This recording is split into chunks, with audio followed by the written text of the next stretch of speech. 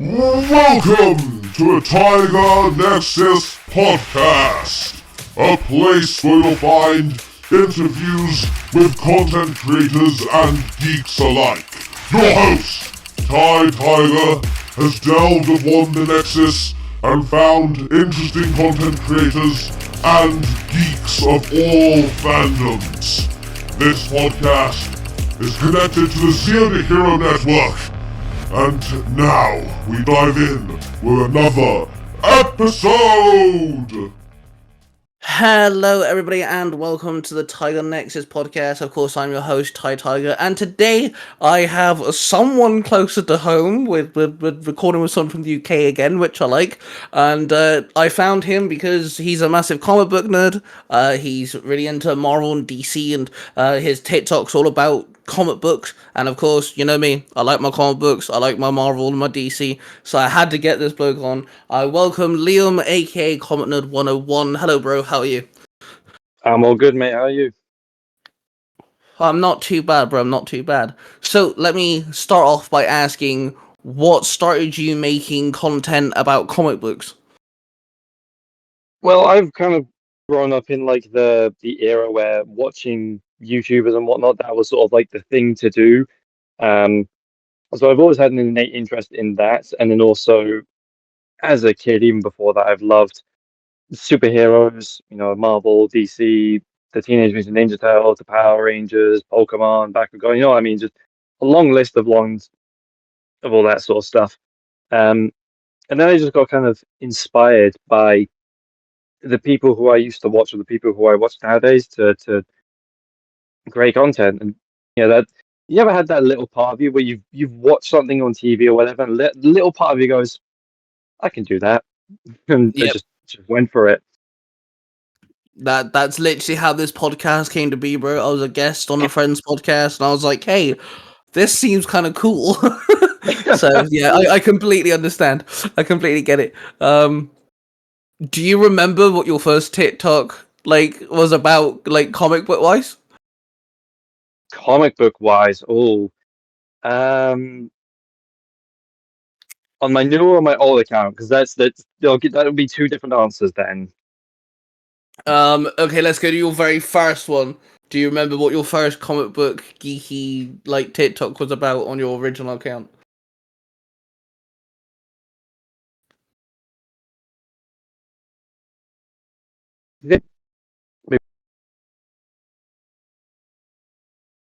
Out the video game Gotham Knights, when I think it was when one of the first trailers came out for that, of or like one of the first character trailers showing off Nightwing and his abilities and things like that. And there was a lot of people sort of complaining about it, and not a lot of people liked what they were doing with each individual character. Because I remember Nightwing had it was almost like a little Fortnite glider you'd glide around the city on and things like that.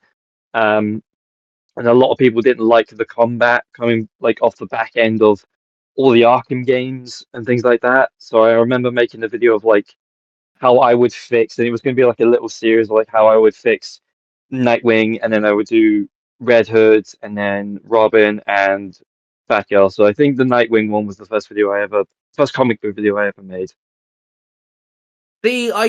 Gotham Knights I'm very hit and miss on. My biggest issue is that game is you have to do so much grinding to get your movability abilities, your traversal abilities.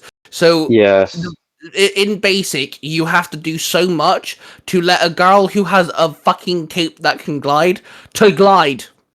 Yeah, that's one thing that turned me off of the game about a lot. That I did like how big the game was as a whole, the whole going through all of Gotham, almost having no restrictions in that element of it. It was just, I think it was a bunch of little things here and there that just kind of added up to not deteriorate the game, but you know what I mean, of make it a subpar experience. I actually said to a buddy of mine that they should have swapped Gotham Knights and Suicide Squad Kill the Justice League around. They should have made Gotham Knights the game where you can join up with people online and run around Gotham and kick the crap into people and stuff, but make Suicide Squad Kill the Justice League the more linear storytelling game because it's meant to be a sequel to Arkham. So That would have been so much better now that you've said that as well. I could very easily see that happening. And especially where there was so much sort of like riding on the back end of Gotham Knights, because this was the first time we were ever going to play as characters outside of Batman and have complete free roam over Gotham. And yeah, there was so much riding. I was so excited for that game when it got announced. So, okay, let's stick to the video game topic for a second. Do you have like an all time favorite comic book esque video game? All of all time. Yeah, like I'm very tempted to say the first Lego Batman game. That game will never die for me. It's one of the. I remember that was one of the first games I ever played. No, that was one of the first games I ever played on the Wii. Sorry, in my life, I remember that like as clear as day. now you're speaking my language, bro. Yes, I love all the Lego Batmans. I love Lego Marvel. I don't care because like I go live on TikTok a lot, and because I'm a gamer as well, I make gaming content as well. Games Hmm. obviously kind of get brought up, and everyone's like, "Oh, what's your like favorite superhero game?" So I'll list a few, but I always mention either one of the Lego Batmans or one of the Lego Marvel games, and they're like, "You do realize they're aimed at kids, right?" And I'm like, "And That's so just are comic comic books as a books." whole that were aimed at kids. So it's not really like an argument. Yeah, like, but no, Lego Batman. I think that game did so well, even though there was no voice acting. We weren't at the time of voice acting in Lego games yet. Yeah. It did so well on making you feel like you're part of the Batman world and stuff. Yeah, that's a good game, bro. That's a good shout out. I like that one a lot.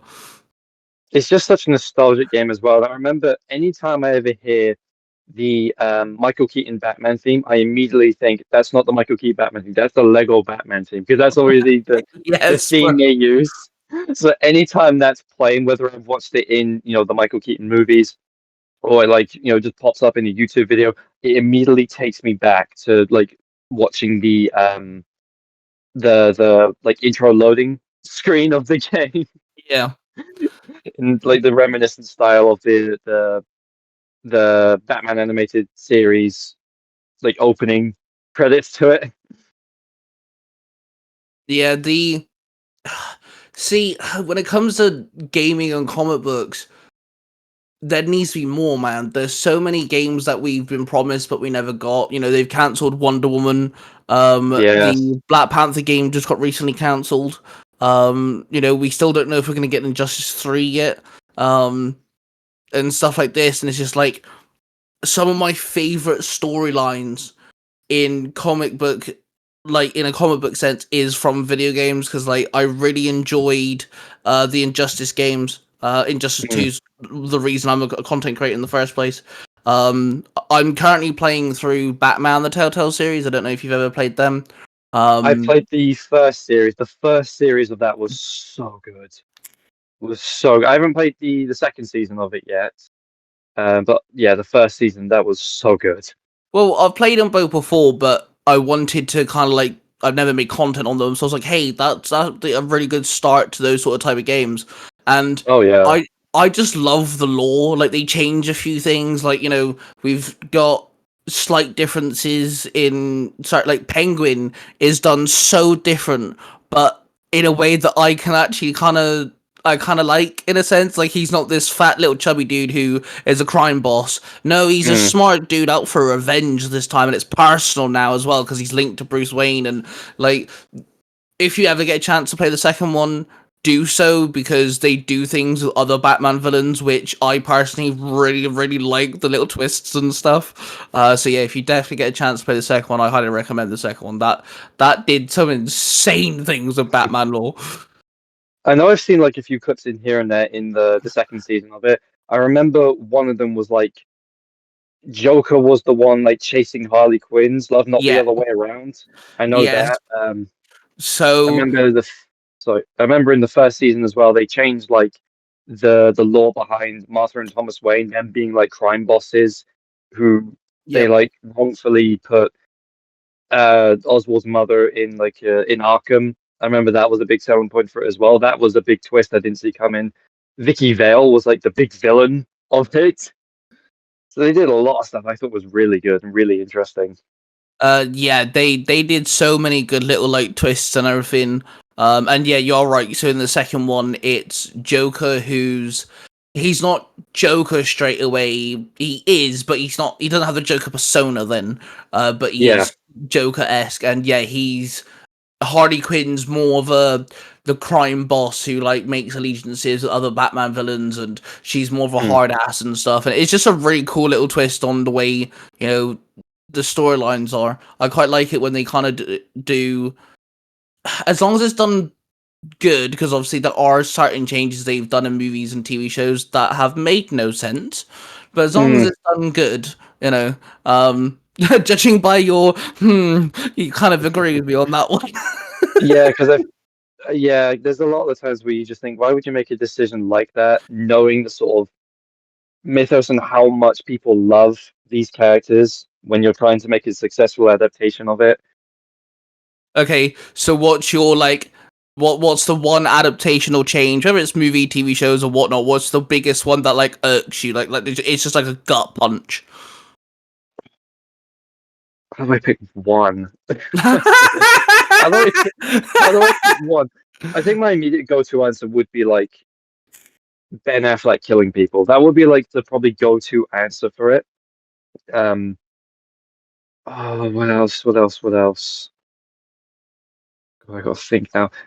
I think I would also say one thing I really dislike is like how quickly superheroes change suits. So especially like with Tom Holland's Spider-Man in No Way Home. He has apparently like 3 different outfits in that, and it's just the suit he uses in Far From Home just turned inside out with the Iron Spider logo on it, and then the Final Swing suit. So I hate how frequently they change suits when it's not really necessary, just to like sell toys and marketing and all things like that. That's one thing I really dislike about superhero movies as a whole. I agree. Captain America 4, I was really looking forward to seeing, Sam kind of like wear the suit more because he wears it at the last episode of Falcon and Winter Soldier, and then he Yes. only wears it for the first fight, and that's it. He then changes suit, and I'm like, why? I actually prefer the first suit. Like, don't get me wrong, the second suit is clean. It's pretty smooth, but the first suit is so comic book accurate. It looks so good, It and was he one wears for it. one. It was so good. And then he only wears it for the intro, and that's it. I'm like, well, fuck you too.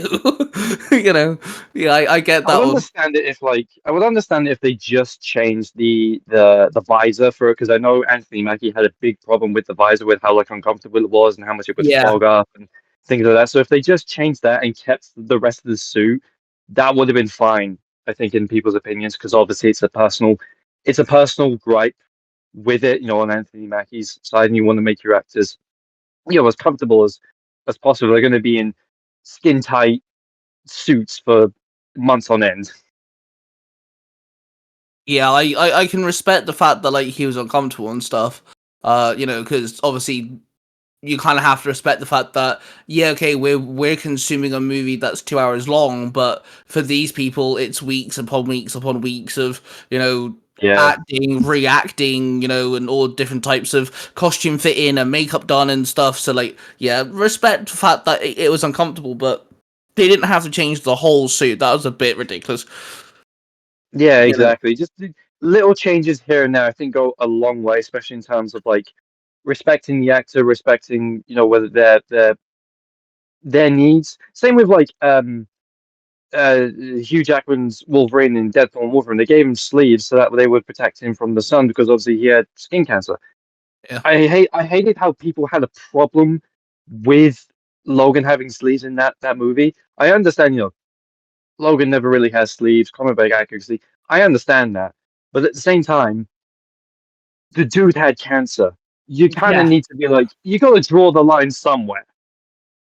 like, not only did he have cancer, he's still willing to like do the job and act and perform. And he's not Yeah, exactly in his 20s, you know. Let's be honest. We're not like he's not a young. I'm not saying he's not capable, but like he's not a young strapping dude who can just sweat it off. You know that he's getting older now. You know he's got a bit more restriction on him, and fair fucks to him exactly. for actually doing it. Like all the stuff that he did in that film. Um, Exactly, yeah. Like he's not back in the early 2000s when he first started playing yeah. Logan. So you've got to make slight adjustments here and there, and actually use your brain as well. Like people who are watching, consuming the media, people using their brains a little bit more. They need to do that. What's your thoughts on the fact that, over the last, call it 5 or 6 years, we keep getting, because DC's done it now too, where we keep getting older actors from previous installments kind of coming back and reprising their roles. Are you a fan of it? Do you wish they kind of leaned off a bit now? Or, like, how do you sit with that? I love it. I love it if they do it for the right reasons. So, say for example, if it's something like um, with Logan or something like the 2017 Logan film, when they're reprising people like that to like give them like a heartfelt farewell or a goodbye to that character or that universe, or to address what's happened in between when we last saw them and things like that. I love it if they're bringing them back purely for the case of like this is going to make us a metric ton of money. Then I would have a problem with it a little bit more. It's just so long as they're doing it for the right reasons. That's my personal thing with it. Yeah, I think that's why Deadpool and Wolverine worked so well, because obviously Mm, Deadpool and Wolverine have had their thing in the comics multiple times. We've got the animated movie. We've got so many different variations of Deadpool and Wolverine, whether they're working together or fighting each other, etc., etc. And Ryan Reynolds said from the get go, one of his dreams would have been to work with Hugh Jackman as Wolverine. yes. And it's not like they just completely went, yeah, just so you know, Logan doesn't exist anymore. That movie's null and void, and we're gonna bring back, Wolverine. No, they actually played it off as, yeah, that Wolverine's still dead, by the way. We're gonna use his body as a Yes. weapon for 10 minutes, which was hilarious. And then That was such a good intro. we're gonna give you a Wolverine who is more comic book accurate in suit and design. I think they did. I think Deadpool and Wolverine is one of the better movies since the Infinity Saga. I think it was done really well. I love the fact that we got Blade and Johnny Storm and Elektra back, but again, it makes sense because their universes got wiped out and things. Love Yep. seeing Gambit finally, a decent Gambit. I thought that was really good because one of my buddies is a massive Gambit fan. He cosplays as Gambit and everything, and Mm. he did not like Gambit from X-Men Origins. So the fact that we've got like a really cool Gambit, and yeah, I think it was just a nice homage to what's been, but a good story in the same way. Yeah, exactly. It wasn't just, hurling um what's the word? They weren't just hurling, like cameos at you. They were doing it for a genuine reason. And with all of them being stuck in the void as well, or being sent to the void, that makes the most sense that all of these people would actually be there, or could actually be there, sorry. So when it comes to Flashpoint, because that's kind of the like opposing DC kind of alternative, do Mhm. you feel the same way about Flashpoint? I do, yeah, because it's a great gateway into doing other things as well. Because obviously with Flashpoint, you've got like the not the reverse, but like Thomas Wayne is Batman's to the Bruce, Diana and Arthur are at war with one another. Superman's in the government facility. There's so much you can do with Flashpoint as a whole, and then obviously that can lead into whatever it might be as well. It doesn't have to be. Was it New 52 that came after Flashpoint? Was it I Rebirth? I I, can't I remember. wanna I wanna say it was New 52. I think it was New 52. Yeah, so you don't have to do exactly what New 52 did. You can. It's a Flashpoint. It's just meant to reset the universe and then go into another one. Or reset the timeline, so then go into another one. There's Yeah. plenty of stuff you can do with it. I think my biggest issue with the Flashpoint movie they did was that's the only Flash movie they did. Like, the way that I explained it to my buddy James, because he watches the movies, he's not into comic books. The way that I Hmm. explained it to him was Flashpoint as a movie should have been the Captain America Civil War of DC. You know how, in Captain America Civil War, it changed things for the future. The Avengers are no Yes. longer a thing. Captain America's on the run. Iron Man's now alone. And all this. It changed how the cinematic universe is set now for the next installment. That's what Flashpoint should have been. It shouldn't have been the first Flash film. It should have been a movie that changed how things progressed from there on. And that's my that's my biggest irk with it, is like, it's the only Flash movie we have. I feel like it would have done better if it was like a later movie, because I know in what was the Justice League, was it Dark Apocalypse or something that it was called, like the last sort of DC animated movie, Barry did another Flashpoint essentially. I feel like it's something like that would have worked better if Flashpoint was maybe like halfway through, and then they did Flashpoint, and then it progresses along to the point where we get to what was it? Was it Dark Apocalypse? I think it was called. I can't remember. And then Barry does another Flashpoint to try and fix Yeah, this universe, but then it gets progressively worse. it was Justice League Dark Apocalypse. Yeah, is what you're talking about. Yeah, that's actually one of my favorite animated movies. I really enjoyed that one. And yeah, it ends with Constantine telling Barry to just do it, because obviously everything's kind of fucked by that point. yeah, exactly. So I feel like it would have worked better doing Flashpoint halfway through, not getting rid of that previous universe, but addressing Flashpoint as a thing and the consequences of doing a Flashpoint, Well, and then progressively building it up. I think that's where the TV show did the consequences really well. Sure, the Flashpoint isn't done exactly, because obviously it's a TV show. But like, Yeah. they did it well, because they changed little things, like, this person now has the powers, but they didn't beforehand. This person's dead, but it wasn't beforehand. And Yeah, exactly. with a movie universe, which is obviously bigger budget, it's a larger scale. You could have had it so, for an example, I'll just paint this picture. Let's say they kill off one of the big Justice Leaguers. Let's use Cyborg here for an example. I'm just going to paint a picture. Let's say they kill off Cyborg. Cyborg's dead. He's been dead now for a movie or two. Well, when they do Flashpoint, the next movie on, Cyborg can be alive again. They can bring back characters. They can kill off a character. They can bring back characters. They can change little things, and they have the excuse of, oh yeah, Flashpoint. They can do what they want then, because they can use. I know it's a bit of a grey area, but they could use the excuse of, look, we want to make this difference. We can now use Flashpoint as an example. Kind of like how with MCU, a lot of different things that they changed and stuff.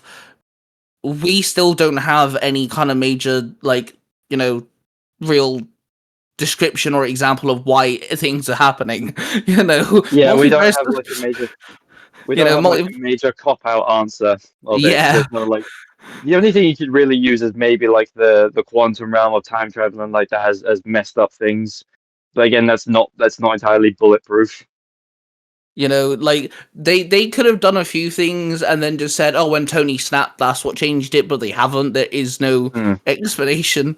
And we now have the multiverse, which obviously Loki's now the god of stories, but no one knows that. No one knows that's Loki doing that. No one knows, because it's in a TV show, and they seem to be very scared on kind of linking TV shows to movies. They kind of seem to either tiptoe, or it just doesn't seem to fit. Yeah, the latest MCU phase has been a bit higgledy-piggledy. Yeah, a little bit here. And I think as well, because like you've got so many like earlier shows like Agents of S.H.I.E.L.D., for example, of like it was canon, now it's not canon. Is it coming back to canon because Mephisto's involved and there's the Ghost Rider and all things like that? So I think it depends on as well like how well received the show is and how directly connected it is. So say for example with Agents of S.H.I.E.L.D., they obviously never had any cameos from like any of the Avengers, for example, or any established characters that came after the first Avengers film or anything along those lines. So yeah, it can be a hit and miss just depending on who's actually in the show, I think is what I'm trying to say, and how well received the show actually is. Yeah, I mean, I feel like the way that I would have done it, I would have done if they want. I don't know if TV shows would have been the best way to do it, but I would have just done like an aftermath phase after Hmm. Endgame, like kind of give us like Falcon and Winter Soldier, give us WandaVision, give us kind of like how are these characters affected that we know and love? How are these characters affected by being blipped or by Tony dying? Kind of do like that sort of thing. End that The phase. causes and effects. Yeah. Yeah, end that phase with Loki, give us the whole multiverse being born, and then do the multiverse saga, because obviously they wanted to introduce new characters. That happens all the time. But when you've got this bigger scale, Shang-Chi, he's had one movie. We haven't seen him since. I love the Shang-Chi film. That is easily one of my favorite MCU films. And Wenwu, the Mandarin, without a doubt, was my favorite MCU villain, period. No questions about it. I love Shang-Chi. I thought that was a breath of fresh air. I'm a martial arts geek. I love my martial art movies and stuff. I love watching like Jackie Chan and Bruce Lee and things, Ip Man and all that. So having that in like an MCU film was great. Okay, sure, they changed the rings. The rings are adaptably changed. I get that. But it's one of those adaptations where I'm like, okay, sure, it's different, but is it good? Yeah, it is still kind of good. Yeah, it's one of those changes where like it worked in the favor of the setting of it. I think because if Wenwu had like the classic comic rings, I feel like it wouldn't have made as much sense. But where he's got like the I can't remember what the real life equivalent of the rings are, but I know they're like martial arts training rings in certain parts of Asia. I can't remember. I'm not going to say it because I will probably get it wrong and people will be mad at me. Yeah, I know what you meant, yeah. Yeah. Also, another thing they did really cleverly as well is they even managed to link Shang-Chi to Wong then, because obviously end credit scene, he kind of like checks them out and he's like, oh, these are Yes, with emanating one like, coming through the portal at the end of it. yeah. And he's like, these are emanating like massive amount of power. Like, these aren't just your average magical item. So like they Your even audio managed, keeps fading in and out. yeah. So like they even managed to do things like that.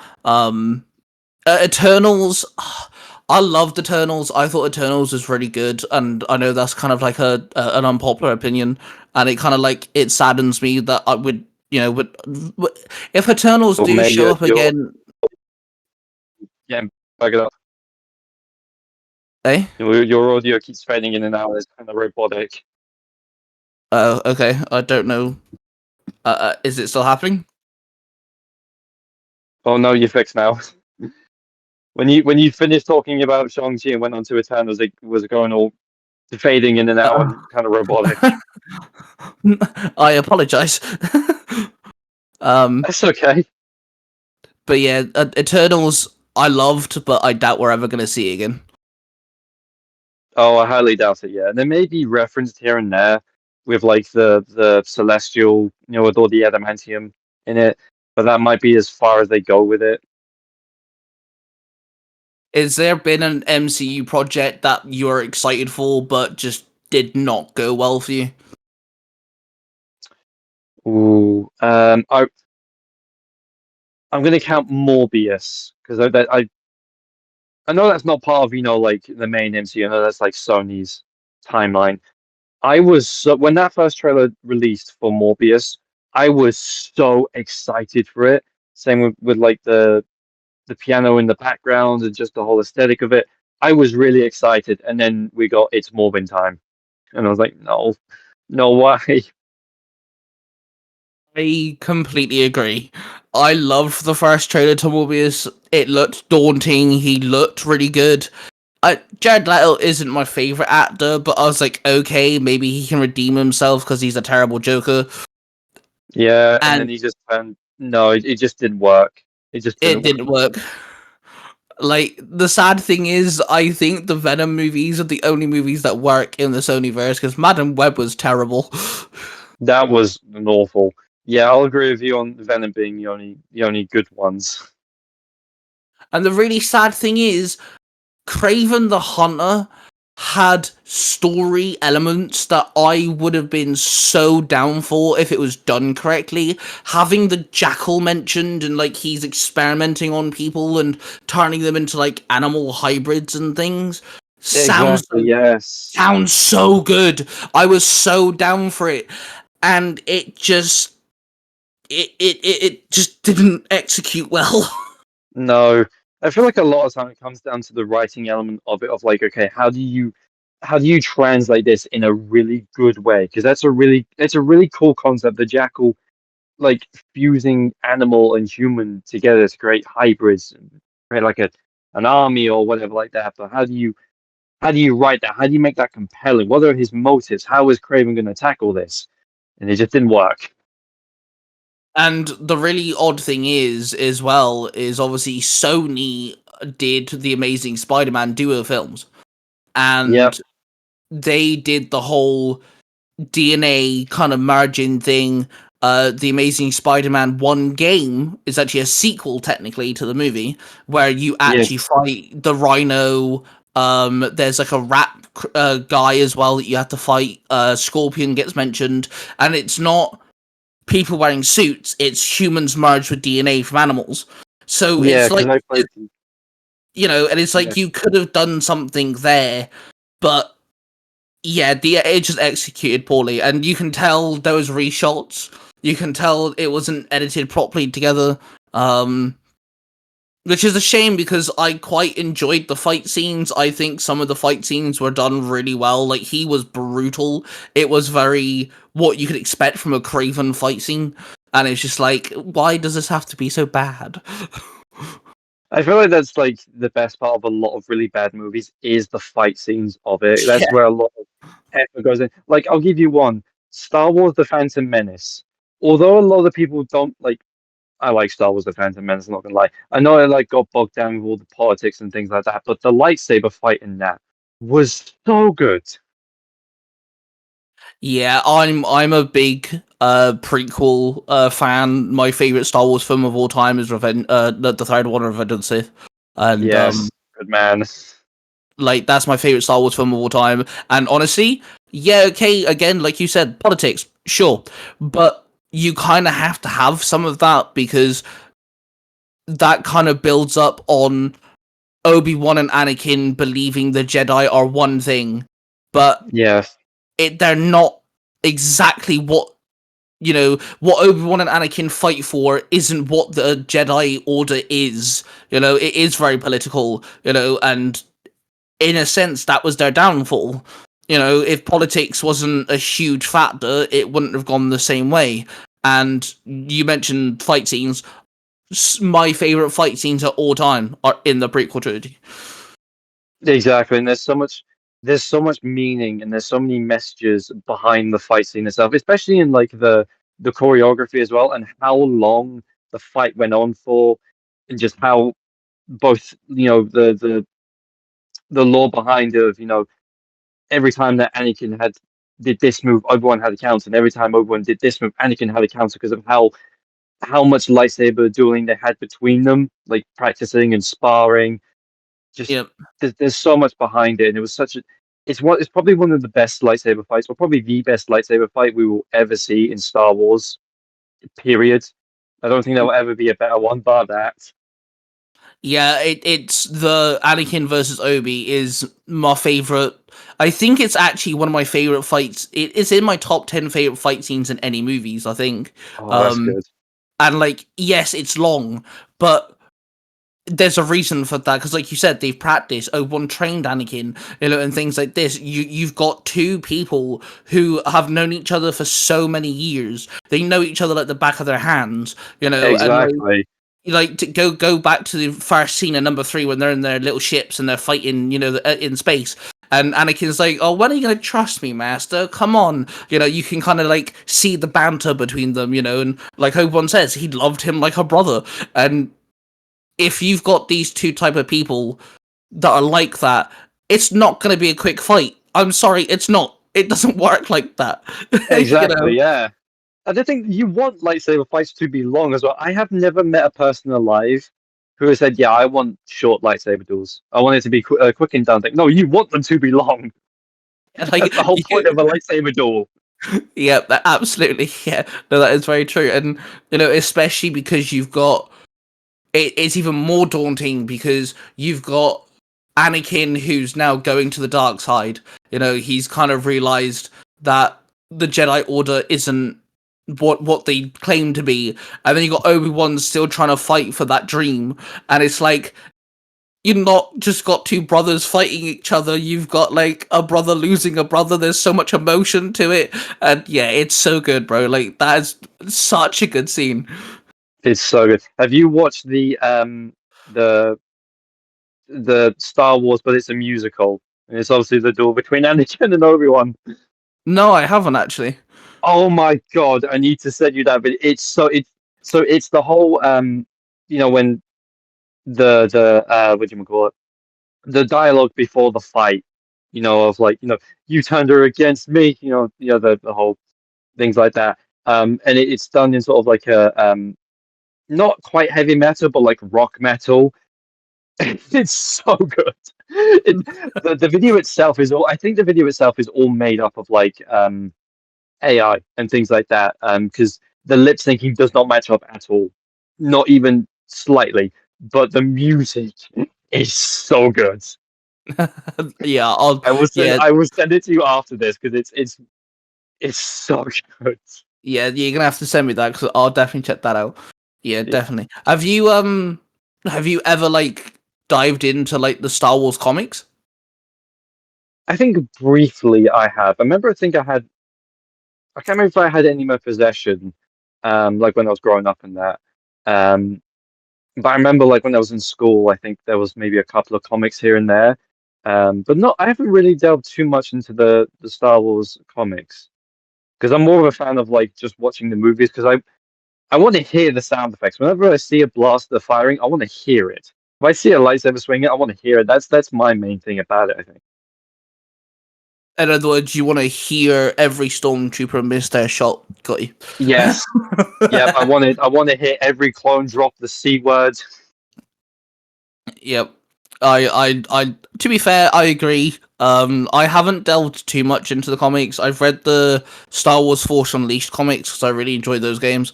Oh, those games were so good. I grew up on the first one. That was Yeah, such a good game. I really enjoy Starkiller as a character, and then Oh yeah. the only other thing I know from like the Star Wars comics is they kind of give like explanation on how Palpatine comes back, how Snoke was made, how Rey was made, and things. Ah, I see. They kind of basically the hand that Darth Vader chops off from Luke that gets kept and kind of like put in it gets kept for safekeeping, and that's what they use to kind of like start cloning is from Luke. Yeah, because I've seen a few snippets of comics here and there. Because it's like Vader rides like this big giant like tentacle monster down to Exegol, and then he goes inside like the temple from the Rise of Skywalker and sees all like the cloning things with a vat with Luke's hand in it. So Yeah. I've seen a few things from the comics here and there, but never delved too much into them. Well, I first found out because I saw someone do a TikTok where they're saying how if Rey was cloned from Luke's hand, then she's related to them in a sense. So that kind of makes sense why she's called Rey Skywalker. But that also means that she kissed Kylo, which means it's another whole kissing your cousin type deal. And obviously we've already had that. And that's how I first learned it. I was like, hang on, I gotta check this out for myself. So I found the comic book they were talking about, and I was like, oh god, no, that's actually kind of gross. Why do they keep going back to that? I honestly, I don't know. I don't think whoever did the comic book actually thought about it. To be honest with you, I think they were just trying to give an explanation of why Snoke and like Sidious and Rey was a thing. I think that was their go-to. I don't think they actually thought of, hey, this means she's technically, kind of a clone of Sidious and Luke, which is great. And I don't think it ever went through their head that Rey also kissed Kylo. Yeah, it's one of those things where they didn't think about it too much. They just they needed an explanation so badly that they forgot to, properly think it through and come up with Yeah. a kind of not an awful explanation, but you know what I mean of like I can't think of the word. You know what I mean though of trying to make sure it didn't come out worse. Yeah, to be fair, that's actually one of my favorite things about comic books is they can do more in a comic book than you can in a movie and TV show. We get like explanations and backstories, and like Power Rangers has done a phenomenal job of explaining, certain things. Kind of giving us more explanation for like Zordon, Rita's backstory, and fucking Lord Zed, one of the biggest villains of all time. Yes. We now know Yep. all of his backstory because of the comic books, and starting like teams from the Super Sentai that were never adapted. We now have we now have at least one or two teams now been like put into Power Rangers, and then we get really cool things like them teaming up with the Teenage Mutant Ninja Turtles and stuff like that. That will always be one of the best things ever, the Power Rangers teaming up with the Turtles. Mm. Especially when the Turtles became the Power Rangers as well. That was so cool. I actually really like the fact that in the second crossover they did, the Rangers actually became mutant dinosaurs, and then the Oh Turtles yeah, I became forgot Power Rangers. about that. That I honestly, a forgot. lot of people are like, what the fuck? I'm like, no, that's fucking cool. Like that was so sick. Oh, I completely forgot all about that. I've got such a vivid memory in my head now of like seeing the promotional pictures for that and all the Rangers having like their suits kind of morphed into dinosaurs with full on like dinosaur heads and stuff like that. Oh, that's such a you pulled that memory out of the vault. You did. And like one of my favorite things about that as well is it's Master Splinter who actually helps them out, because when they first mutate, Oh yeah, their fighting just goes downhill, and then Master Splinter is like, you do realize you're not humans, right? You're yeah, dinosaurs. exactly. You're You gotta dinosaurs now. Yeah, lean into your animalistic instincts, and that's when they kind of turn the tide on the fight, and Trini starts ripping people apart with her claws, and Jason's using his big like jaw now and things. It's like, yeah, that was really cool. I like that a lot. I feel like Master Spencer will always go down in history as one of the greatest like masters ever. 110%, yeah, definitely. He's up there, yeah, for sure. Exactly. Up there with like Master Roshi, Yoda. He's sitting in like a little table with tea. Oh god, if you had like all the great masters kind of like sat at one table having a conversation, that would just be like an insane fucking like what on earth would they talk about? I can imagine they probably talk about how much of a headache their students are. Yeah, They're just like trying to one up one another. they're just like secretly trying to like try to be like claimed as the best master. Exactly. Yeah. There's like little infightings here and not like infights. You know what I mean? Of like they're all trying to one up one another. It's like, oh yeah, I taught my son to do this. Oh yeah, I've got 4 sons who did this. Splinter's there like, do you have any idea what the smell of day old pizza is when you have the nose of a Exactly. rat? It's disgusting. And Yoda's there like, yeah, Exactly. well, one of my pupils trained another pupil who killed a bunch of children. How do you think I feel? Exactly. uh, that'd be Just great. see that happening. We need a comic book crossover with just the masters. That would be so good. That'd be funny. I'm trying to think I'm trying to think who else would be there because I could very easily see Master Splinter, Yoda, Master Roshi from Dragon Ball. Who's some other really really recognizable masters? Okay, I don't know if he'd count, but Uncle Iroh from Avatar: The Last Airbender. I feel like he would fit in because like he's kind of I get what you mean actually because I feel like he would fit in the sort of like scenery you've got of like a whole bunch of martial arts masters or masters in some form of combat or martial arts or whatever, talking over a table drinking tea. Because that's Iroh's whole thing is tea. Yeah. Um, but I can understand where it's like he's not technically a master. but he does. He's not a master in a what's the word? He's not a master in a physical sense, but he is a master in the mental sense because obviously he does teach Zuko a lot. You know, like He's more of like the mentor rather than a master. I feel yeah, like yeah. that's the best way of putting it. But yeah, I feel like Uncle Iroh would definitely fit. I'm gonna have to come up with a whole like list now of like masters that would like attend this master get together. Yeah, you gotta have at least like 4 or 5 of them as Yeah. well. And I feel like it's better as well if they're not from like the same universe. If you got one from Dragon Ball, you can only have one from Um, Star Wars or they're the Marvel or DC. Oh, I they're can't do that. they're doing a third one now as well for Turtles and Power Rangers. They've announced they're doing a third one. I have not seen that announcement at all. I'm very excited now that you said that. I don't know what the plan is for that specific story, but they've said that they're doing a third one. But it's because it sells well. Ooh. I think the Turtle Power Ranger crossover did well, like better than like the Justice League Power Ranger crossover. I feel like a lot Oh, of people definitely, yeah. more. But to be fair, though, even in the TV show, we had the so it's not Oh, with the exactly Space Rangers meeting that, yeah. it's not exactly far fetched. Yeah, I feel like it's such an easy combo to do as well because everyone who grew up, you either grew up with the Power Rangers, the Turtles, or both. Yeah, There was no exactly. in Yeah, yeah. between. And I feel like everyone who loves like the Teenage Mutant Ninja Turtles also loves the Power Rangers. Like they just coincide with one another so perfectly. Well, I mean, the Teenage Ninja Turtles are teenagers; it's in their name, and Yeah, the Mighty Morphin Power Rangers are dubbed the Teenagers of Attitude, so it also yeah, works when that's exactly. in. They're all like just around at the air quote same age. They're all like martial artists with weapons.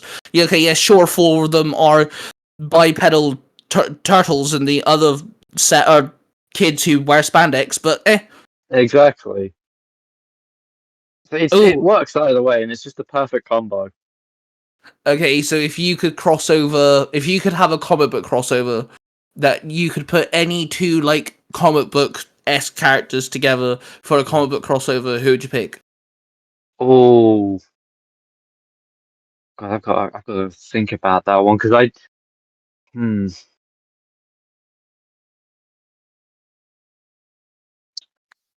God, that's a really interesting question because I feel like there's so many I could do, but I don't know where I'd be able to stop with that because there's so many things that I love.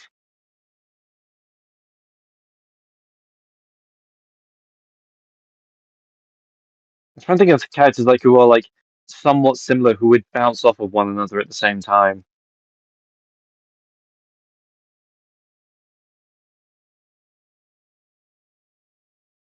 Okay, I think I've got one. It's not comic book related. It's more video game related. And I feel like everyone who's played either one of these 2 games would kill for a crossover with one another, seeing as they've referenced each other so many times. Devil May Cry and Bayonetta, I feel like would go hard. That would slap, bro. Oh my god, yes. I love both those franchises. That'd be amazing. I feel like so many people have wanted a crossover with those 2 for so long, and I feel like doing it in like either a comic book or a manga format would go so well together because then you don't really have to flesh out the gameplay and really explore the lore too much. Yeah, you can give a little bit of an explanation here and there, but you don't have to do it too much, I think. Because with the video game, you've got to flesh out all the cutscenes, you got to get all the voice actors in, you got to, make sure that the game is flawless. Doing a comic book or a manga format, and that would sell easily. Yeah, definitely. I'm one of these people. I love when video games get comic books, and like some of my favorite video games have got comic books. Obviously, we Yeah. mentioned Force Unleashed, Gears of War, Infamous, even like the Insomniac Spider-Man. That's now got comic books as well. There's a comic book that's set between Miles Morales and number 2, where they actually meet the Hood. The Hood's the main bad Ah. guy, which I thought was really interesting. And also, Insomniac Spider-Man has canonally met Spider-Man from the 616 universe, so they now actually have met each other, which was actually really weird seeing both their spider suits on the same page. That was very strange. Yeah, I remember seeing that panel as well because it was stated like one Spider-Man was better at the science and one better was better at like the engineering part of it, as far as I remember. Yeah.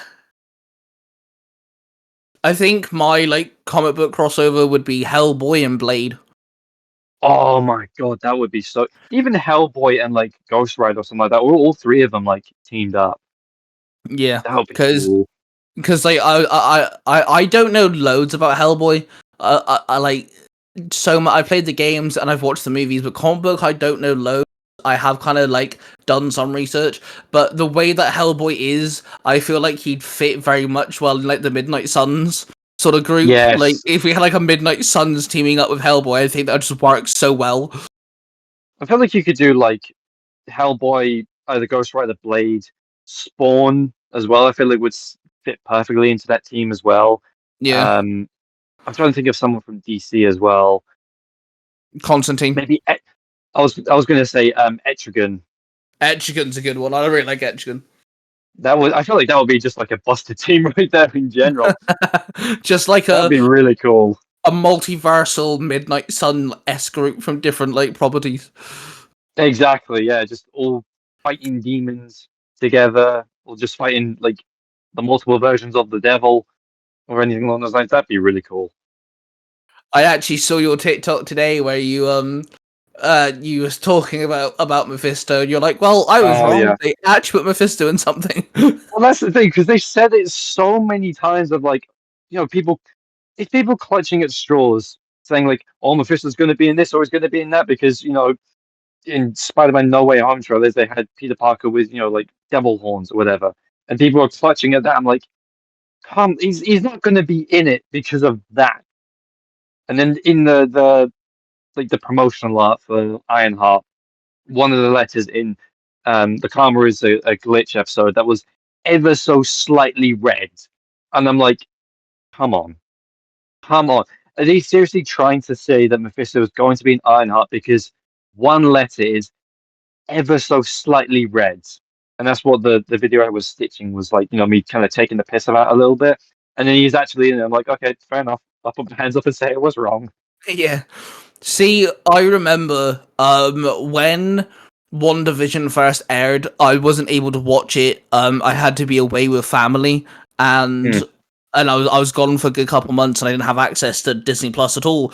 And so I kept getting like news feeds and like TikToks and stuff of like people going, yeah, Mephisto's going to be in WandaVision and all this stuff. And like ever since that, it just seems that whatever TV show that could possibly have Mephisto in it, everyone's like, yep, Mephisto's going to be in it. Yep, exactly.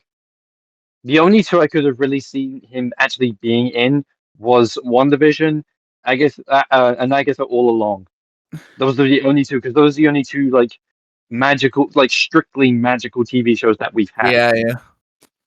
I haven't watched Agatha all along, and I'm waiting to watch Ironheart because my fiance is, well, at first she wasn't she doesn't watch anything superhero at all. Like the most geekiness she's ever been is Disney. Like the only game she plays is Disney Dreamlight Valley on our Switch, which I got her. It's like, I so was going to say when, Kingdom Hearts. I'm not going to lie to you. well, okay, so here's the thing. When we first got together and stuff, I've known her for years, but when we first got together and everything, she kind of got me into different like Disney shows that I've never watched and things. And I said to her, I was like, Yeah. well, hang on, you're getting me into things. Let me watch some things with you. So we watched the Tobey Maguire Spider-Man trilogy. And she really enjoyed them. She likes number 2 the best. She didn't like number 3. Yes. She didn't like number 3 that much. And she really enjoyed them. I was like, okay, maybe I could start watching the MCU with you. And the best thing about watching the MCU with her is, and I've learned this very well, she doesn't like origin movies. She much prefers it where they're just already established. Like, so for example, she's not really bothered about Captain America 1, but she loved Captain America 2 and 3. She that's some of our favorite MCU installments is Captain America 2 and 3, but she's not bothered about Captain America 1. And it's like, I'm like, okay, you don't like origin, interesting. Like, Avengers 1 is our least favorite, but Avengers Endgame and Infinity Wars are our favorite because they're not origin movies. And so whenever like there's an origin movie coming up, I'm like, I don't know if you're gonna like this or not. I feel like But that's the same for a lot of people though, because where like you just want to get into these people getting up to random shenanigans. yeah. Well, that's kind of like why I kind of want to take her to go see Superman, because I haven't seen the new Superman yet. We're watching it on Saturday. So by the time this episode comes out, I would already watched it. But when James Gunn kind of announced, hey, look, we're not doing Origins. We're not. You've seen Batman's parents be killed. You've seen Kal-El crash land on Earth. You've seen all this. Why do I need to do it for? Go Yeah, watch he those. put out a tweet saying that. I saw that. So like I'm like, okay, it's not an origin movie. Fantastic. So I don't know if she'd watch like all of the Batman movies, because she doesn't do very well with like a high level of like she's not really into dark stuff. Like I doubt we'll watch things like Daredevil Born Again, because that's a bit too violent and things. Doesn't help, she's also slightly autistic, and she doesn't like all that sort of thing, which is fine. But I'm like, I can explain Superman's origins in like 4 sentences. so Pretty like much. so like I've said to her, I was like, look, on Saturday when we go watch it, in the car journey to the cinema, I'm just going to explain who Kal-El is going to Clark Kent, and then we'll see what happens, because it's not an origin movie. But she's watched the trailer and she said that it looks very bright and colourful, and she likes the fact that it's not so dark and daunting. And I was like, yeah, that's kind of another reason why I think she'd prefer this version of Superman over like Man of Steel, for example, which I do not like. Because it's I so like like the casting of it. That was the thing. I like the casting of it. I think everything else was like Henry Cavill, in my opinion, looks like Superman. Like he looks like very not stereotypical Superman, but you know what I mean, like mountain yeah. of a man, jacked, handsome. You know what I mean? Look, he looks like Superman. But I feel like the writing and the direction that Zack Snyder took was like arguably the worst direction to take it in, considering he went down the road of like the Dark Knight Returns. You know, the last Batman Superman story that you tell as the first Batman and Superman movie that you make. Yeah, it's the Flashpoint argument all over again. That sort of Yeah, thing shouldn't be your first installment. exactly. And like, what pisses me off about the Zack Snyder universe that we had was, he even stated that, okay, Batman shouldn't kill people, Batman shouldn't be this violent, da da da da. Well, why can't I do that? And I'm like, yeah, I can kind of see your point there, Zach, but here's the thing. These characters are built on morality and, being a symbol. And when you have Superman snap Zod's neck, which, by the way, something that Superman's been stating for the last, like, almost 100 years is, all life matters. He doesn't fucking kill people. You can't have him snap someone's neck. I very much like that scene. I'm not gonna lie to you. It's not a great scene, but I do like it because of like Clark choosing humanity to save humans to save the Earth at the expense of presumably the one of the last members of his kind, because he refuses to accept humanity, to accept like he doesn't Zod doesn't stand on the same roles that Clark does. He doesn't cherish life other than the Krypton and Krypton's life and Kryptonians. That's what he was born and bred to do, and now he doesn't have he doesn't have a purpose in life. Now he's crashing out and very much taking out his anger on Clark and teaching him well, kind of teaching him like the pain that he feels now that he has lost his purpose. See, I can understand that. I think my issue there is there's the situation he's in. Zod's lasering, about to like cut a family in half, sort of thing. Yeah, I'm like, okay, yeah, sure, put Superman in that circumstance, but the way they executed it, there are other ways that he can stop Zod from lasering this family in half. Oh yeah, if it was filmed differently, where it was a case of like, okay, the only situation in this is that the family cannot escape unless Superman kills Zod. I feel like if they shot it differently or put him in like a Yeah, different building or something I along can those lines. I can completely get behind, Clark, because it's, Clark Kent needing to do something to stop humanity from falling. Sure, I can get behind that. But the way they executed it, we've already established that, Superman can just fly straight upward. Mhm. He could have put his hands over Zod's eyes. Sure, it would have hurt Superman, but for a split second, it's a sacrifice. Why the fuck not? There's just the way they executed it. There's so many other answers than just snapping the guy's neck. Like, if it Yeah, was that more of a dire circumstance or something, then sure, maybe I could get behind it. It's just the way it was executed. yeah, definitely. That's definitely the thing with it. And it's like with Batman versus Superman. My biggest Yeah. my biggest issue with it, and I'm a die-hard Doomsday fan. I love the idea behind Oh, he Doomsday. was I think so he's bad. phenomenal. He was He so doesn't bad in that he film. he doesn't even kill Superman. The thing that kills I mean, Superman is the fact he's holding a Kryptonian spear and he stabs Doomsday with it. And I'm like, hang on, you're not even gonna have Doomsday kick the crap into Superman? You're not. Your dark, twisted universe, which Zack Snyder has, and you're not even gonna have Superman die by the hands of Doomsday.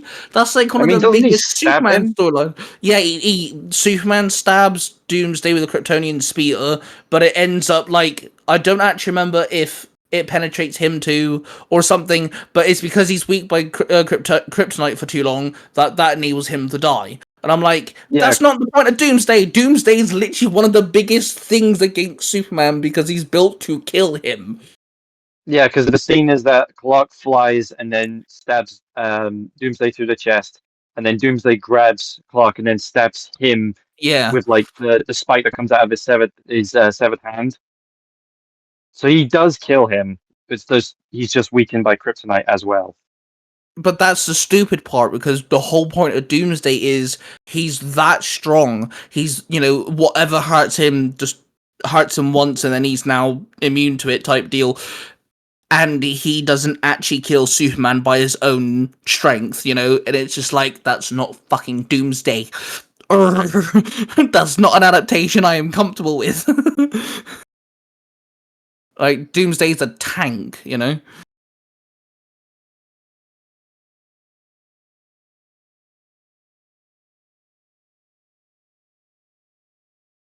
still there?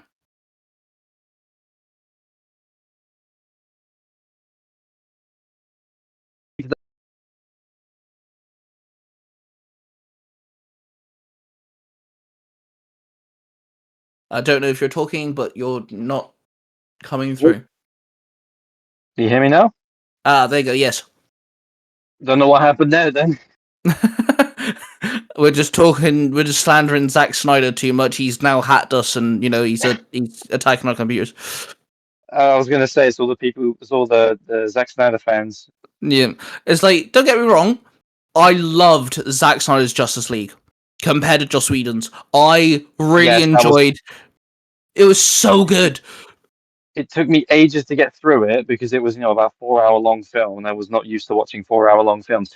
But it was so much better Mm. than Joss Whedon's, 100%.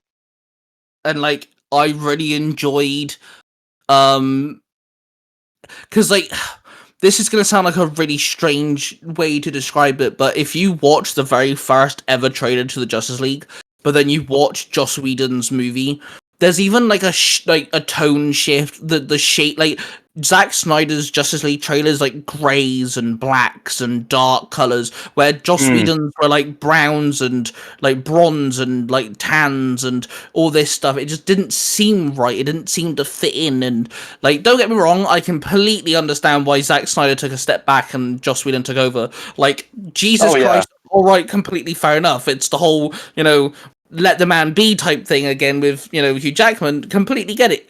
But I'm really glad he was able to at least release his version of his vision And there's definitely movies in that universe I really enjoyed. I really liked the first Wonder Woman. I didn't quite like the final fight, but I do like the first Wonder Woman. I think that's really good. I love Shazam. Gal Gadot's acting just definitely takes it down a peg. Yeah. I really do enjoy Shazam. I think they did Shazam the way that it should have been done. Because that was probably the best film that came out of the Snyderverse, let's be honest. And I thoroughly enjoyed that film when I watched it. Because, he's very dorky, and he kind of, the actor who plays the adult version, I think he captures the kid essence, because Billy's a kid. That's the whole point of Shazam. Yeah, Zachary Levi. Yeah, that's it. Thank you. I think he captures that quirky kid attitude very well. Honestly, I kind of enjoyed the second one. To be fair, I didn't think that was too bad. It was a bit predictable. I kind of predicted the whole storyline within 5 minutes, but it was still fun. Okay, Aquaman 1 and 2 may not have been great, but they looked gorgeous. Holy shit, did that have it did Atlantis. Atlantis looked vibrant and colorful, and it the way they just made it look was really good. I'll give Aquaman Oh, absolutely, yeah. That was the big selling point, I think, of Aquaman as well, is that just how good everything looked as well, from your regular Atlantean citizens to Aquaman himself to Ocean Master to Black Manta. Everyone in that film just looked stellar. Yeah, it looked great. I actually really thoroughly enjoyed Blue Beetle. I'm not gonna lie. I actually kind of did. It kind of gave me early 2000s, 2010 superhero origin movie-esque type deal. And I think that's what I liked about it. That trailer was so good as well. I remember, who was it that paired that to the Power Rangers Jungle Fury theme? I remember that was the meme going around for a good long while. To be fair, I can kind of see why he did that. I remember it was just the opening scene where Blue Beetle slams his hands together and he generates the bus sword, and then he starts playing the Power Rangers Jungle Fury theme, and it paired from second to second. It was so good. So with James Gunn now taking over the DC, movies and all that stuff, is there anything you're hoping they do or hoping they don't do?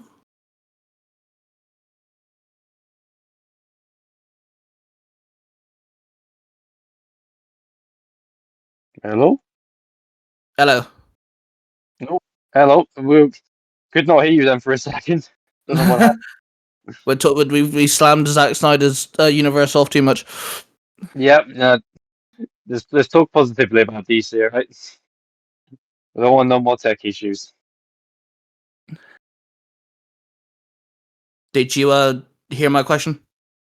No, I heard you talking about now that James Gunn is taking over the DC universe, and then that's where it cut off. Okay.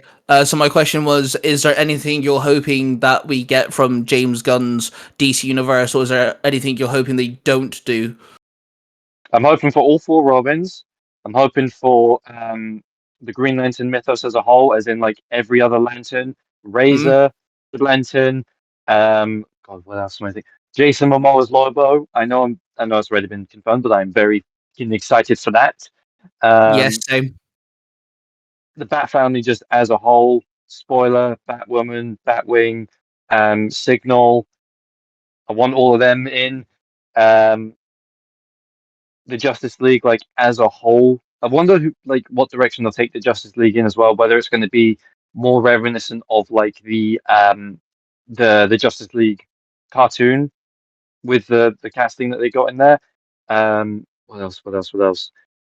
Just the big families as a whole, all of the Flash family, all of the Superman family, Artemis, Bizarro, Red Hood. I want all three of them in a TV show, in reminiscent of Red Hood and the Outlaws. There's this just DC as a whole. I want just DC and all the characters that we love to be in there and done well. Yeah, I completely agree. I would love. Okay, I get a lot of hate for this, but I'm a big Damian Wayne fan.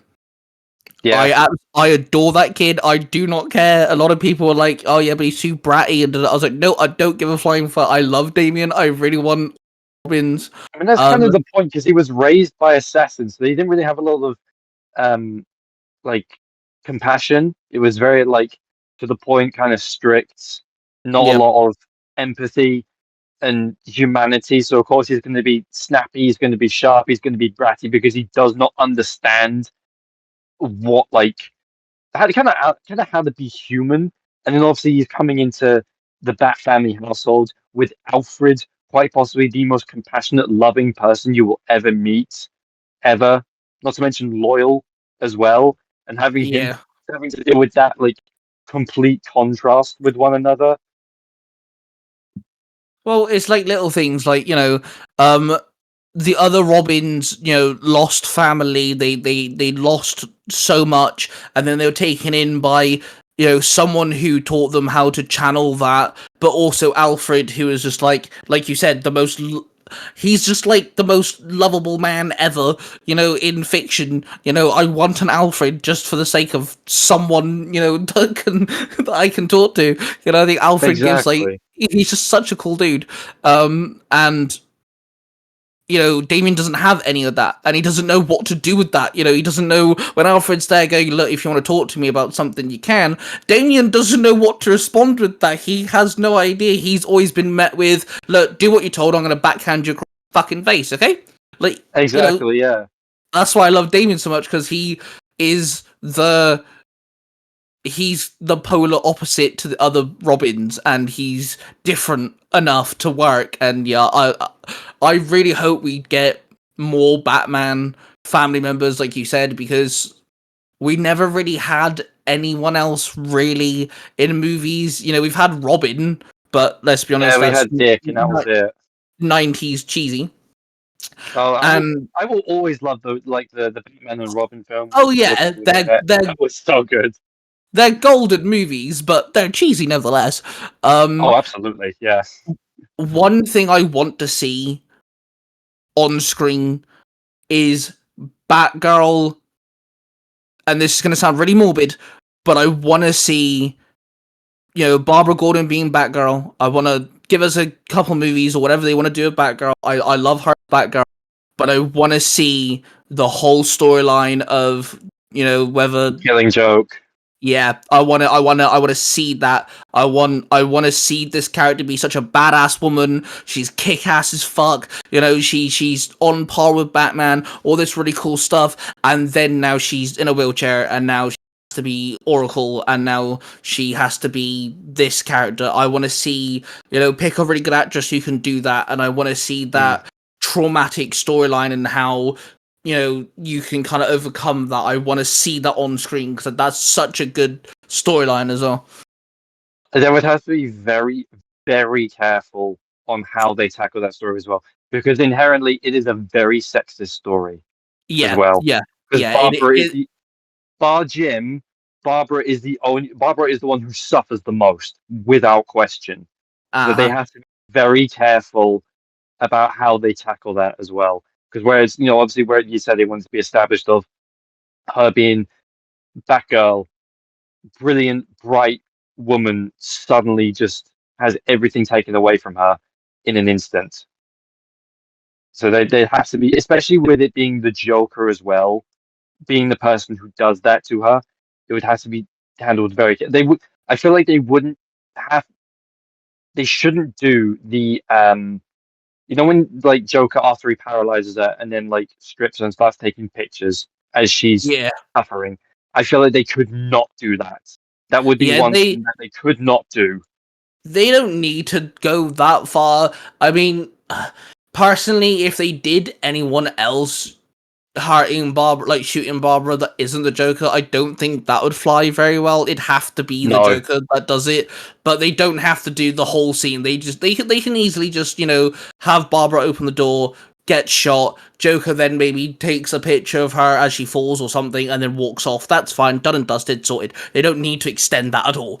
I get that exactly. completely. Yeah, but like I just want that storyline is such a good storyline because Barbara is such a hard ass and she overcomes this traumatic event and everything. I feel like the way that James Gunn has done Superman is bright and colorful, and Peacemaker season 2 looks bright and colorful. I feel like having this traumatic event with the way that he's done it, I think he could do the whole message of, hey, just because you've had something happen to you that's sudden and dark doesn't mean you can't overcome it.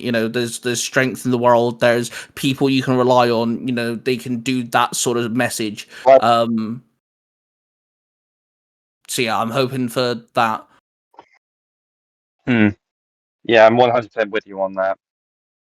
I can imagine they could do it like just before the events of the death in the family, just before Jason dies as well, because that could be one thing that like sets Jason up to go after Joker again, or like not setting down the Yeah. dark path, where he has like another argument with Bruce of like, you're gonna let this guy live after what he just did to Barbara and Jim and you. Yeah, no, that's actually a very good point. They could easily tie those two stories together, actually. Exactly. Even if it's like in universe, maybe a month or two before Jason finds whom he believes to be his mother, and then goes after her, and then obviously the whole death in the family unravels from there.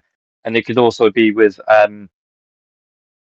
Joker, like I can't remember where this saying originates from, but where he keeps saying of like, what happens when you this is what happens when you drag friends into this crazy little game of ours. Playing along the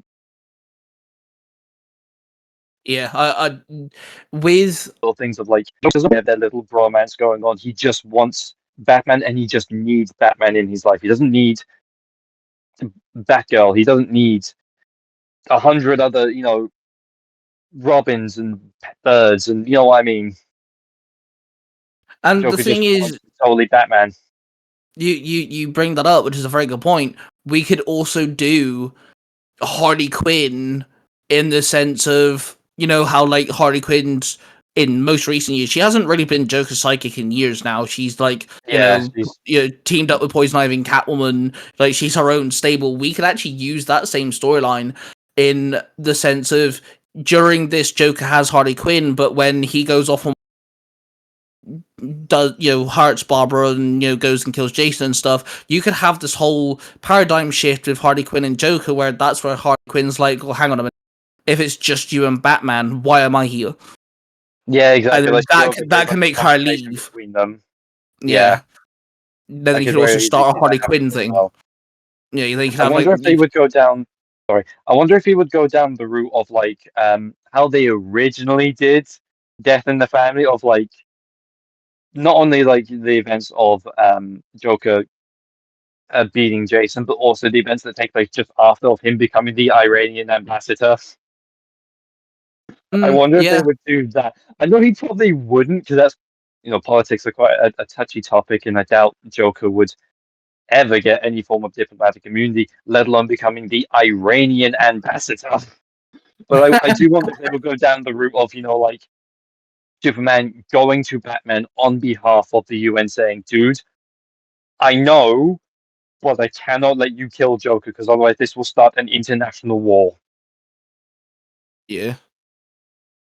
Yeah, there's interesting to see. There's a lot that like is riding on James Gunn, but the thing that kind of gives me a spark of hope is he's given us the Guardians of the Galaxy movies and the Suicide Squad, which Suicide Squad, the second one, I much preferred over the first one. I think that's actually hilarious. And I think that everyone's of the same opinion of that. Like, it's goofy enough, but also serious enough for you to take it as a Suicide Squad movie. And the thing is, as well, like, he does well on making you care about characters that we don't know about. Like, there's like, you meet the Suicide Squad, none of them have origin stories. We've never seen them before, or anything like this. And it's just like, hey, these are a bunch of characters. They have emotions. Deal with it, and he's good at that. So that's why I'm kind of hoping, because you mentioned, like, the lore behind the other lanterns, the Bat families, Yes.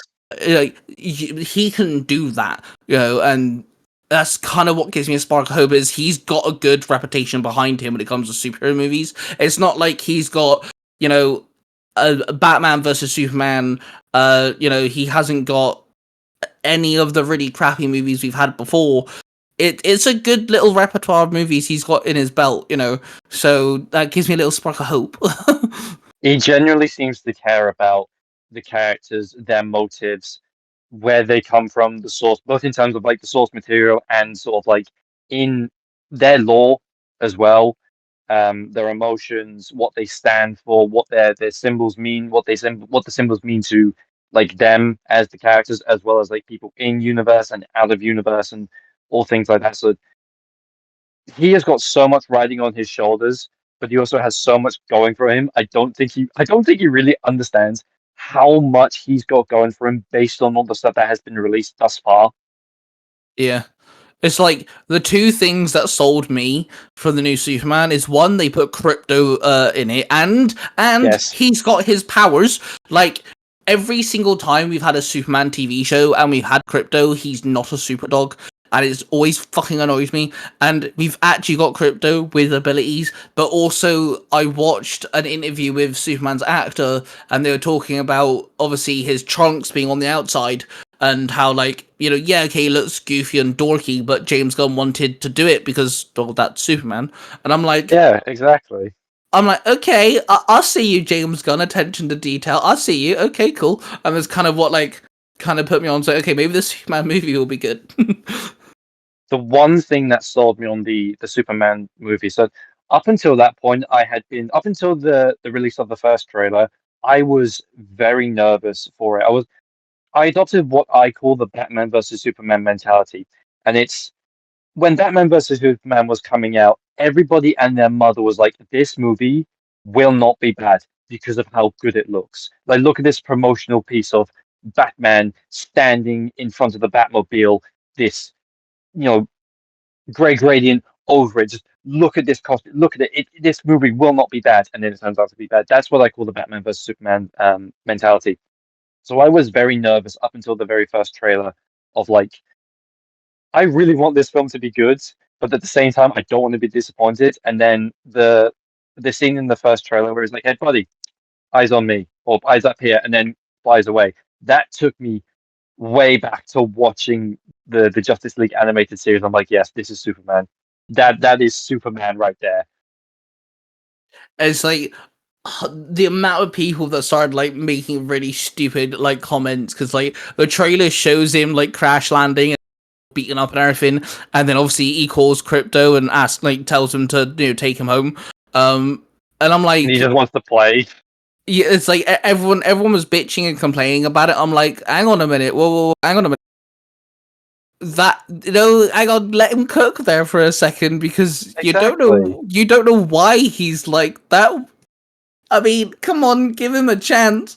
And seeing Superman being like that, that's obviously in a sense a good way because sure, we're not doing an origin movie, that's fine, but to have a good story progression and character growth and things, they need to overcome things, and the whole point of Superman is he's meant to be a symbol of hope.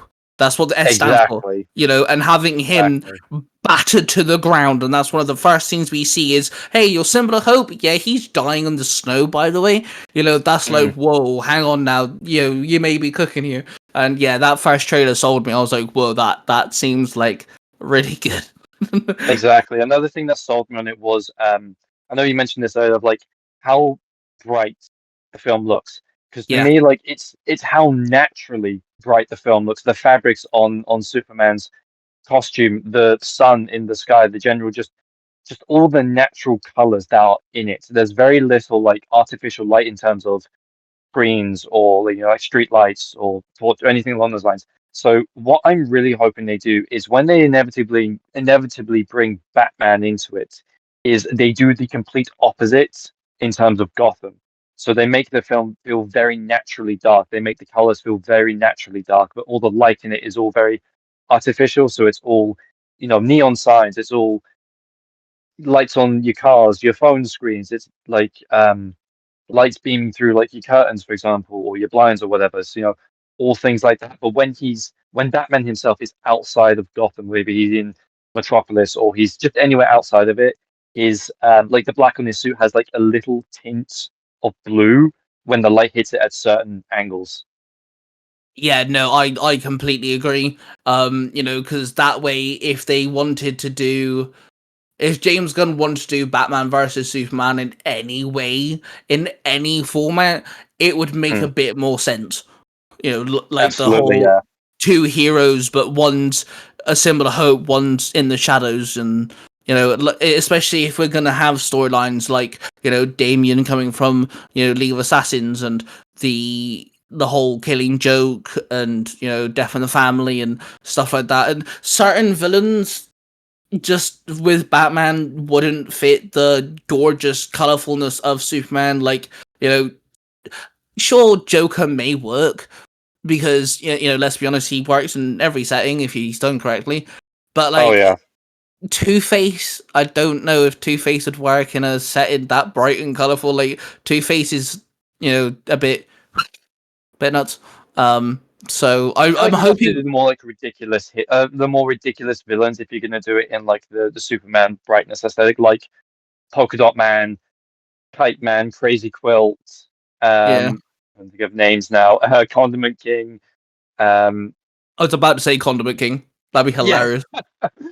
Lord Deathman, the Eraser. All the ridiculous. Actually, no, Lord Deathman might work better in the Gotham aesthetic. But you know what I mean? Of like all the ridiculous, borderline stupid villains would work better, I think, in a Superman aesthetic. Bar, like Lord Deathman, for example. Yeah. One thing that I know for a fact that everyone keeps bitching about, and I completely disagree, is we've seen who's playing the Green Lanterns for the Green Lantern TV show, and Yes, they're all older. They're like, proper like, gentlemen. They're proper like older men, and I'm like, and that's why are how we they should bitching? be. Yeah, That's how they should be. we've already established that Superman's been around for a good couple of years. Like, Yeah, exactly. well, see, the thing that I see it as is, what if the reason that, the biggest named Green Lanterns that we know are older is because James Gunn plans on bringing some lesson? They could do like Simon Baz or Kyle Yeah, Rayner. Jessica Cruz. Jessica. That's it. Yeah, I couldn't remember her last name. But as well, with my mentality of it as well, especially, it's more so, especially in regards to Hal Jordan, because Hal Jordan in universe is stated to be the best Green Lantern in history. And Yep. you do not do that in a few years. You do that over a decade. I made a video about this when, like, the first picture of John Stewart and Green Lantern was like, John Stewart and Hal Jordan was released for the Lantern series. You do not become the best Green Lantern in past, present, and future in a couple of years. You do that over decades of hard work and triumph and failure and hard-fought battles and war and what have you. No, I completely agree with that. And I see, this is where you can tell that a lot of these people who whine and bitch and complain don't know comic books, which is fine. Not everyone needs to be in. You can still like something that's comic book related and not be into comic books. That's fine. Exactly, But yeah. you can't sit there and go, oh, it's going to be terrible straight off the rip, because the two biggest named Green Lanterns, being John Stewart and Hal Jordan, are going to be slightly older. You can't say that's going to be terrible because you don't, at this moment in time, we don't know. Like I said, it could be because we're going to get a younger, lesser known character. We could get flashbacks. You have no idea what James has in his pocket. And the one statement that from James Gunn himself that I absolutely love is he has stated that no script is going to be passed on until he has read it and he's happy with it. That is actually a really good statement as well. And I'm That's like, I'm yes. behind that. Yes, man. Like, he's willing, because he even said, look, if things get delayed, if you're gonna get funny with it, tough. We need to make sure that what we put out is good. And I'm like, yes, thank you. Unlike She-Hulk, who had writers who had no idea who She-Hulk was. It's just a breath of fresh air right there. I will say there's one thing, I'm not sure how much of like a hot take or how controversial it is, but I do have one thing that I've stated for the last like couple of months about superhero movies and TV shows as a whole. Go on. So what's the word? So I really hope at some point that superhero movies and TV shows as a whole take a break for like a year. Because obviously we're like, me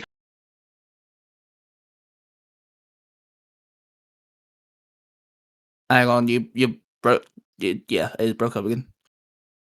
standards for superhero movies and TV shows as a whole, based on like, these fantastic films we've gotten over the past, 20 years, 10 years at this point, 20 years, that I feel like people are almost being spoiled by it. So I feel like at some point people need to go like, right, take a break for a little bit, come in with some fresh ideas.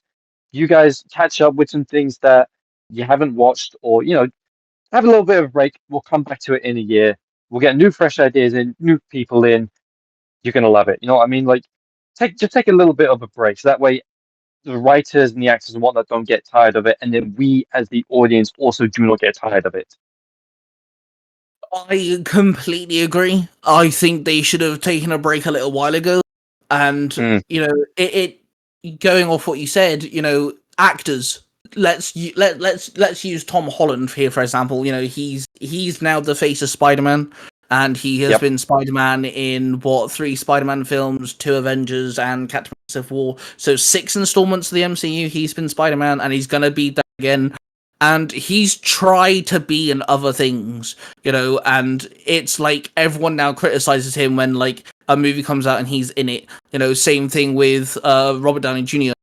Same thing with Henry Cavill and stuff like this. It's like, if we took a break, from comic book adaptations and just as a whole, everyone just, the actors get breathing room. We get writers can either have a break or can work better and they can communicate and things. Everyone can kind of just take a moment, And again, on the flip side of that, if comic book adaptations took a break, it would give movies and TV shows a chance to do other things. Like, video game adaptations are always hit and miss, and it doesn't help that they're kind of trumped on by comic book adaptations. So if comic book adaptations took a step back, give video games a bit of the limelight, maybe then we could have gotten something a bit better than Halo or whatever else has come out that's been absolutely diabolical video game wise, and stuff like this. It comes, sure, a lot of people are going to complain, but if it's for the sole purpose of, hey, you need a break from consuming comic book adaptation media, we need a break from pumping it out so often, everyone just take a breather for a year or two, let us come back with something hard hitting. Yeah, I completely agree with you. I think it would do good.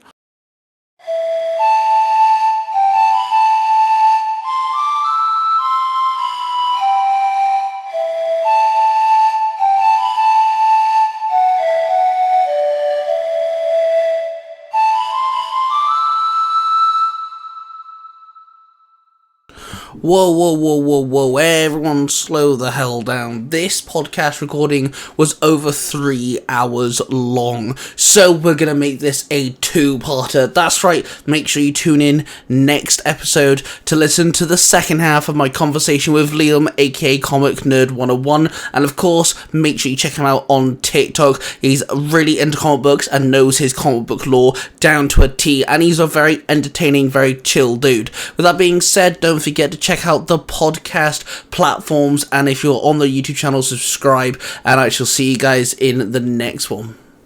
What you have just listened to is a product created by the Three Ranger Bros Studio, hosted by 3 cosplaying fathers who happen to be massive geeks of all sorts of fandoms. They are Mark, the Red Cornish Ranger, Cosplay Dude 637, and Ty Tiger. The studio covers different types of YouTube videos, TikToks, podcasts, and live streams. If you wish to find out who cosplays who, the YouTube channel, the TikTok accounts, and the podcasts, and all of the other social media platforms. Please go to the 3rangerbrostudios.com.